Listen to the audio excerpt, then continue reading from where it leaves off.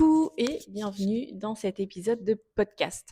Je te propose aujourd'hui qu'on fasse un point un petit peu sur les énergies de ce mois de mars. Alors bien sûr, on va tirer les cartes, mais avant, je voudrais te poser le contexte, te poser un petit peu le décor des énergies autour de ce mois de mars. Alors, en numérologie, nous sommes en 2026 en année 1. Ce mois de mars étant le mois numéro 3 de l'année, 3 plus 1 fait une énergie 4, donc c'est un mois universel. 4, c'est le mois où on construit, on organise, on pose des bases. Tu vois le 4, la structure, les 4 pieds d'une table, les 4 pieds d'une chaise, c'est ce qui permet la solidité. Sachant qu'en plus, dans ce mois de mars, nous avons Mercure qui rétrograde en Poisson. Alors, je t'en ai déjà parlé dans l'épisode d'avant, tu peux aller voir l'énergie. Donc, on parle plutôt là de brouillard mental, d'introspection, d'intuition forte, pardon. Et on a aussi cette pleine lune en Vierge, cette lune de sang qui a eu lieu tout début mars et qui vient pour trier, pour purifier, pour réaligner. Tu le ressens un petit peu certainement, les énergies sont un peu conflictuelles, tu as l'impression d'être dans le flou et en même temps, tu cherches à avancer et ça bloque. Voilà, on est dans cette énergie-là au mois de mars. Donc je te pose le décor et je te propose qu'on aille tirer les cartes là-dessus. Et pour ça, je te propose un tirage en 5 cartes. On va aller voir, en 6 cartes, je dis n'importe quoi. On va aller voir l'énergie principale de ce mois. Alors, c'est un message collectif. Je te fais le petit topo. C'est un message collectif. C'est une guidance collective. Tu prends ce qui résonne pour toi. Tu restes maître de tes choix, maître de tes idées, maître de tes actions, bien sûr. Je ne suis là que pour te donner une direction, une ligne directive, quelques conseils pour que tu comprennes un petit peu les énergies du moment. Si tu veux, tu peux retrouver sur mon Insta et TikTok les guidances mensuelles par signe astrologique. Et là, tu peux aller voir ton ascendant et ton signe lunaire. Et puis, je reste dispo, bien sûr, si tu veux aller plus loin en guidance privée. Dans ces cas-là, tu me retrouves sur Insta. Tu as mon WhatsApp aussi directement. Tu m'envoies un message et on en discute. Donc, pour le tirage, maintenant que j'ai fait mon petit topo, le tirage en 6 cartes, ce que je te propose, on va aller voir l'énergie principale du mois, ce qui bouge, ce qui évolue. On va aller voir le défi, on va aller voir la clé que tu vas pouvoir activer pour ce défi, l'opportunité qui peut se présenter à toi pendant ce mois et le conseil des cartes. Je pense te tirer aussi une carte pour le sentimental, pour le professionnel et pour le financier de manière très générale pour te donner une direction. Ok, c'est parti, on y va. On tire les cartes ensemble. Allez, go. Allez, c'est parti, on y va. Donc, on tire les cartes ensemble. J'ai pris le tarot Histoire de sorcière pour te tirer les cartes. On va aller voir donc l'énergie principale, ce qui bouge, le défi, la clé, l'opportunité, le conseil pour ce mois de mars. Allez, c'est parti. Alors, l'énergie principale, ce qui bouge, ce qui évolue, le défi, la clé, l'opportunité, le conseil. Allez, go, on y va. Alors, l'énergie générale de ce mois, nous sommes dans un mois, 3 d'épée, ok. Alors, je te l'ai dit tout en début de vidéo, en intro, on est dans un mois de libération, de tri énergétique. Et clairement, avec ce 3 d'épée, on est dedans. Le 3 d'épée, tu vois, c'est la blessure, mais aussi, donc, par conséquent, la guérison.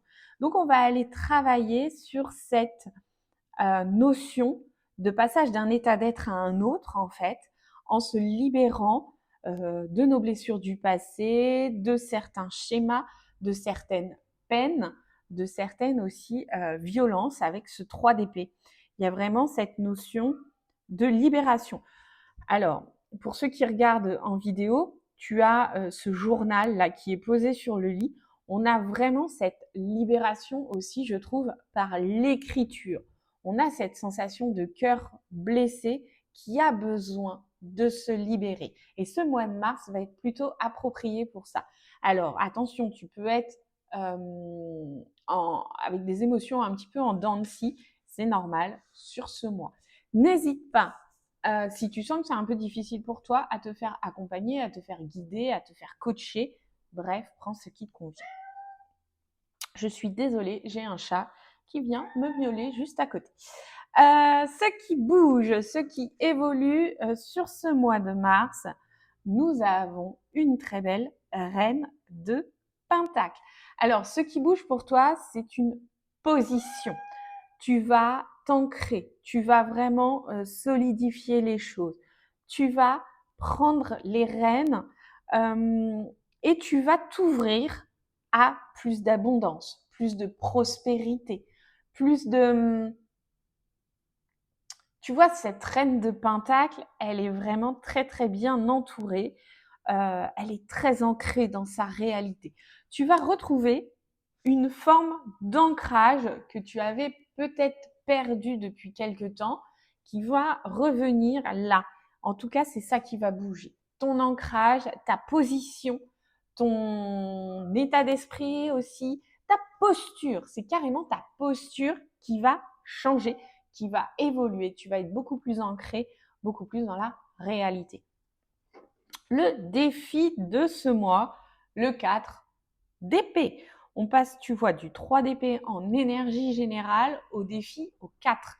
Donc, après cette énergie générale du 3 d'épée que je te parle de libération, de guérison, etc., avec ce 4 d'épée, on a un vrai besoin de repos, de calme mental, de clarté mentale. Ça va être ton plus gros défi du mois. Revenir à un état apaisé, plus serein. Alors, je sais pas toi, mais moi, depuis ce début du mois de mars, je dors très très mal. Je me sens un petit peu... comment te dire ça?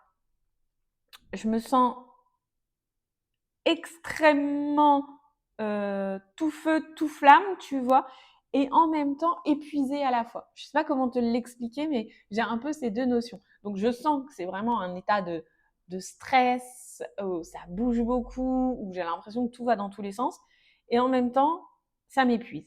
Donc avec ce 4 d'épée, tu vas certainement ressentir sur ce mois de mars, et ça va être ton plus grand défi de calmer le mental. Et c'est pas une mince affaire. Alors, la clé pour arriver à ça, la reine d'épée.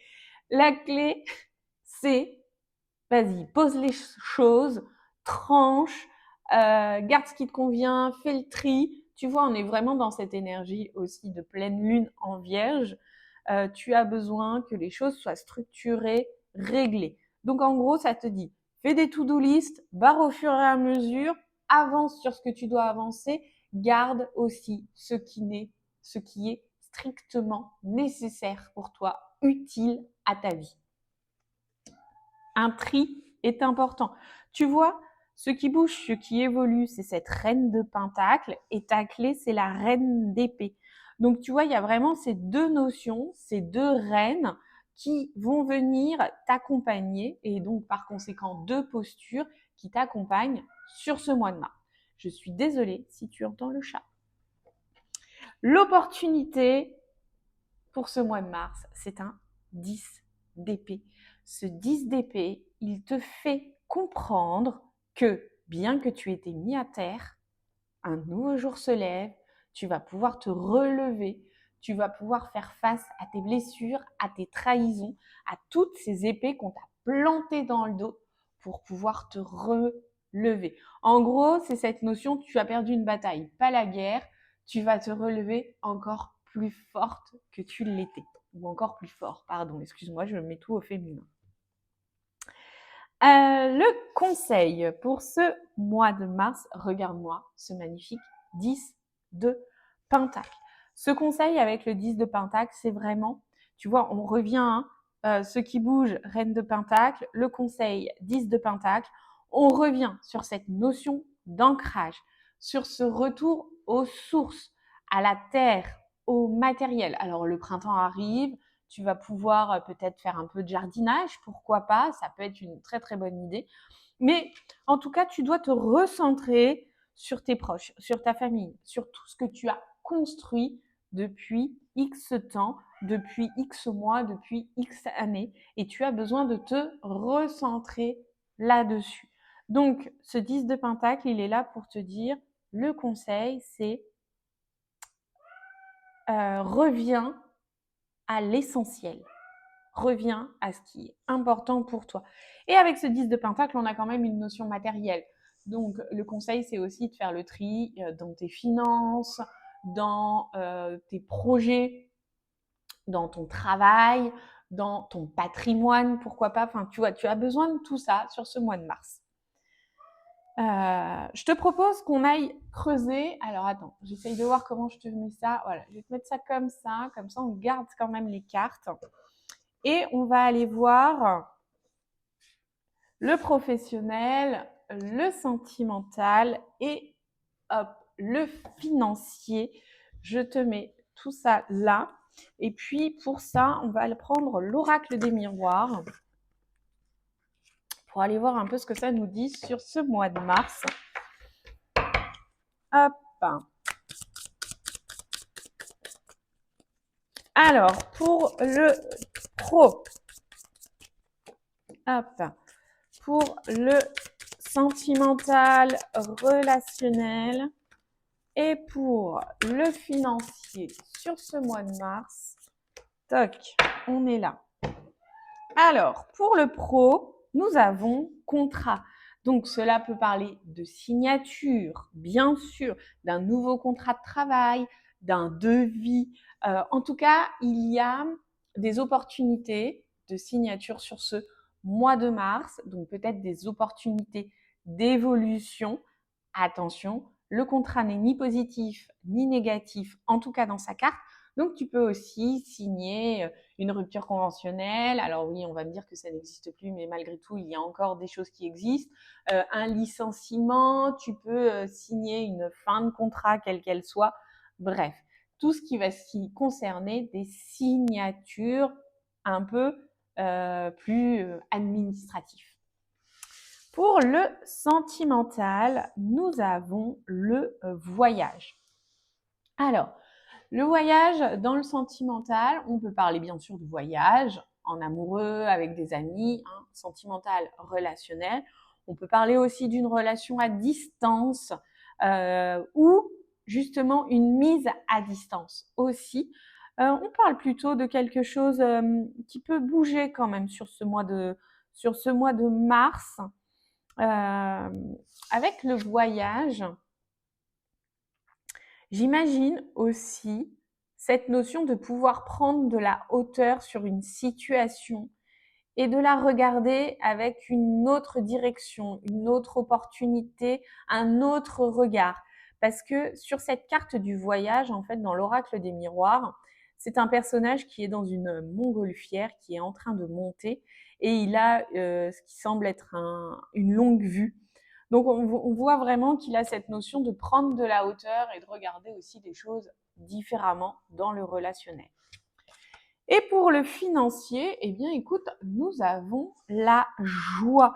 Alors, cette carte de la joie peut très bien être liée au professionnel et à cette signature de contrat, bien sûr, hein, tu peux le comprendre comme ça.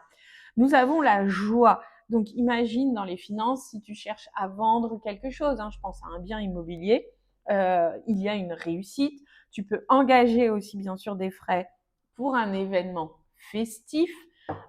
Tu peux avoir une belle rentrée d'argent. En tout cas, c'est plutôt posé. Mais c'était assez cohérent, tu vois, cette carte de la joie avec cette reine de Pentacle et ce 10 de Pentacle, où il y a vraiment cette notion de reprendre ses finances en main, tout son patrimoine, tout ce que tu possèdes en fait, et de faire le tri. Et donc peut-être que tu vas te débarrasser de certaines choses, que tu vas revendre, et donc ça va te faire un nouvel élan sur ce mois de mars. Voilà en gros les directions pour ce mois de mars. Bien sûr, ça reste une guidance générale. Ça peut ne pas te parler et il n'y a aucun souci là-dessus. Si tu veux plutôt quelque chose de personnel ou si tu veux apprendre à tirer les cartes, tu viens en discuter. On en discute directement sur Instagram ou sur WhatsApp et je me ferai un plaisir de t'accompagner. Sur ce, je te souhaite un très très bon mois de mars et je te dis à bientôt. Bye.